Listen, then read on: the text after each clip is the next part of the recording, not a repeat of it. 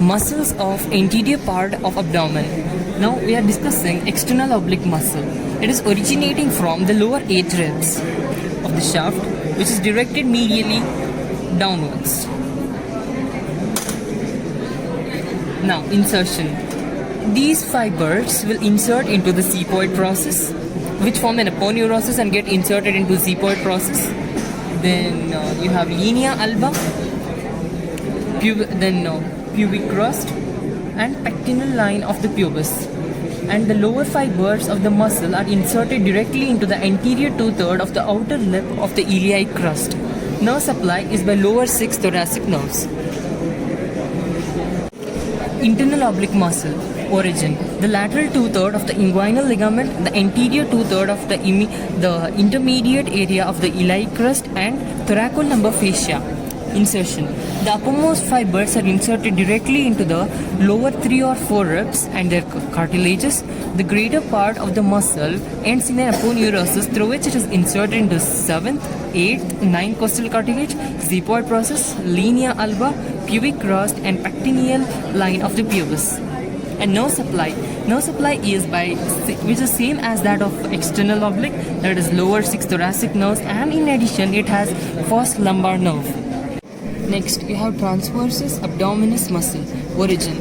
The lateral 1/3 of the inguinal ligament, which is actually enclosed here, and you have the anterior 2/3 of the inner lip of iliac crust, the thoracolumbar fascia, the inner surfaces of the lower 6 costal cartilages, and the fibers are directed horizontally forwards, like this. Then insertion. The fibers end in broad aponeurosis, which is inserted into xiphoid process, linea alba, pubic crust, and the pectineal line of the pubis. The lowest fibers of the muscle fuse with the lowest fibers of the internal oblique to form conjoined tendon.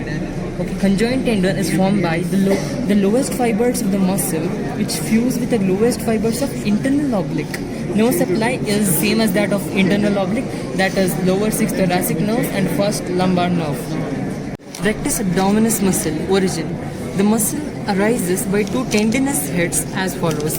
The lateral head from the lateral part of the pubic crest, the medial head from the medial part of the pubic crest and anterior pubic ligament. The fibers run vertically upwards. Insertion. On the front of the wall of the thorax, along a horizontal line passing laterally from the xiphoid process and cutting in order the 7th, 6th and 5th costal cartilages. Nerve supply. The lower 6 or 7 thoracic nerves. Actions of the main muscles of the anterior abdominal wall. They support the abdominal viscera. They help in expulsive acts. They also help in forceful expiratory acts. And the movements of the trunk. The flexion of the trunk or the lumbar spine is brought about mainly by rectus abdominis. Lateral flexion of the trunk is done by one-sided contraction of oblique muscles.